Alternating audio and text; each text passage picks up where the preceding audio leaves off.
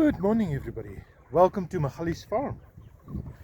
We had some lovely rain last night. It was actually really incredible. Bit worrisome because we have the chicks out on the pasture, and there are some fairly new chicks out on the pasture as well. In that yellow one over there and the black one behind it with the windbreak at the bottom. So one does not want to have your chickens wet, because wet chickens tend to be dead chickens the next day. But fortunately the protection was adequate for them and they were able to keep fairly dry. And the white sheeting around the bottom is just to make sure that there's a little bit of a windbreak, because as you can see with these guys, the wind is puffing up their feathers so they're quite cool.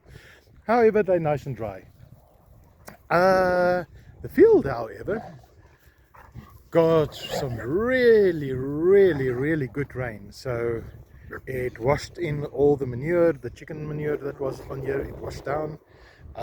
You can already see the grass that was stressed yesterday is already starting to become green again. Today we are going to open up some of the coops again, because interestingly enough, sometimes we give them millies, especially when it's a bit on the drier side. When the pasture, I don't think, will give them enough nutrition on its own, we tend to put down millies, which is corn or maize, and there's still a fair amount left on the soil here. And I think it's basically because the size of the kernels are a bit big for the chickens. So hopefully with the few cages that's open and free ranging today, they will come around and they will clear out all the patches where there's still some feed left. Now, one of the things is that it seems wasteful to leave the feed on the ground, and especially with the movable coops, to put the feed on the ground for them. However, that being said, we have a lot of guinea fowl and pheasants, partridges, and then a lot of pigeons and other wildlife that comes around on the farm.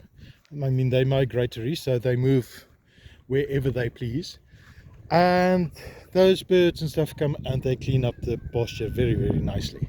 So even though it seems a waste or not as cost effective as just keeping them in a feeding trough, we do tend to spread the little bit of feed or add on that we give them on the ground. Another benefit is, like these guys over here, by putting the feed down on the ground, you actually encourage them to scratch and to dig. So they do end up doing a lot of scarification on the soil, which is what we want in this field. This old pasture needs a little bit of renovation, so the chickens are doing it for us. Only thing after the rain is something we need to watch out for on the pasture chickens, is after the rain generally, after a dry period, washes down a lot of dust and everything that was in the air. It washes down into the grass, which means there is a higher concentration of bacteria and viruses and all sorts of stuff on the grass that the chickens are now going to eat. So it is important to just keep an eye on the flocks during those times, to make sure that they don't get coccineae or any of those weird and wonderful pests and diseases. But that's fairly easy to control and to monitor, as long as you make sure that the chicks are healthy. Then everything seems to be okay. Lovely day today, really lovely. This was a cold front that came through. It started yesterday morning or yesterday evening late, with clouds rolling in, and then it cleared up.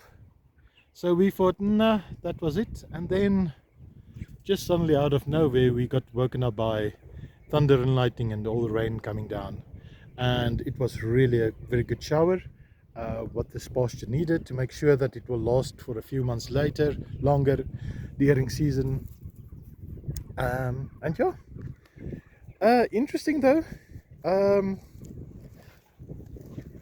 to see how the chickens vary from day to day, and how the pasture also influences the feeding habits of the chickens. Um, this patch over here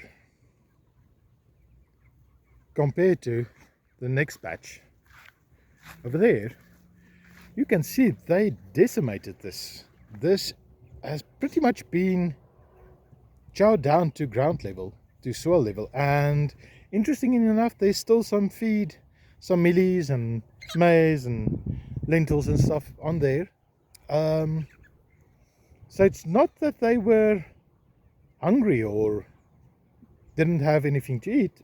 I mean, it's still there, yet they just devoured that grass that was there. Yet on the next batch, they didn't quite seem to do the same amount of damage. And interesting enough, that patch there and that patch there, that's where the water bottles hang down from in the coops, and they are about the chicken height above the ground level, so the chickens can move underneath them and they need to kind of stretch to get to the water, but that kind of protects the grass below them, which is actually quite funny.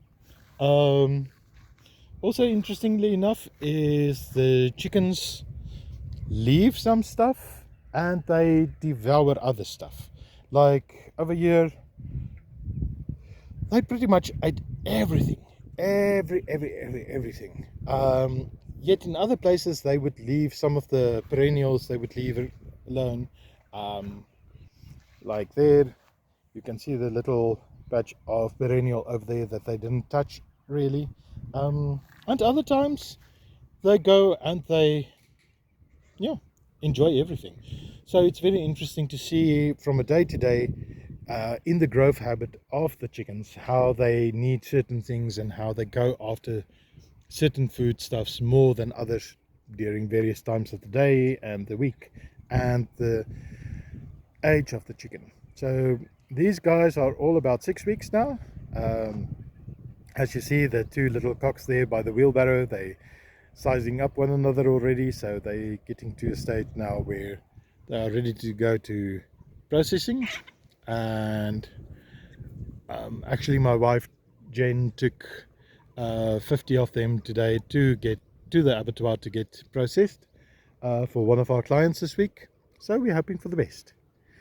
Last little thing for today is interesting. That patch over there, those are guava trees, normal pink guava, old trees.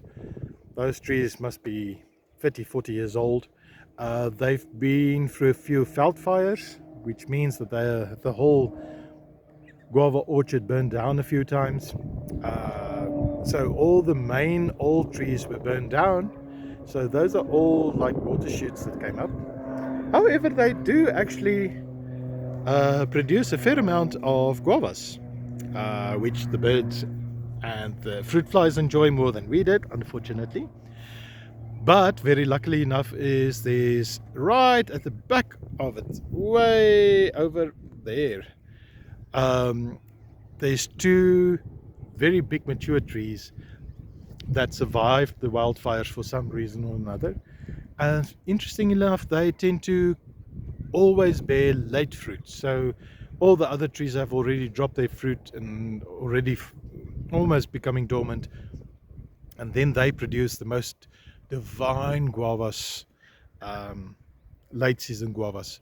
And that's very nice. So in the morning I take a walk, inspect the electrical fence, make sure there's no gaps, make sure there's no branches on the lines or anything like that, to make sure these little guys are safe. And then that makes for a nice breakfast. Some freshly picked guavas from the tree, ripe. and we just enjoy. And as always, peace and quiet gets interrupted by these crazies.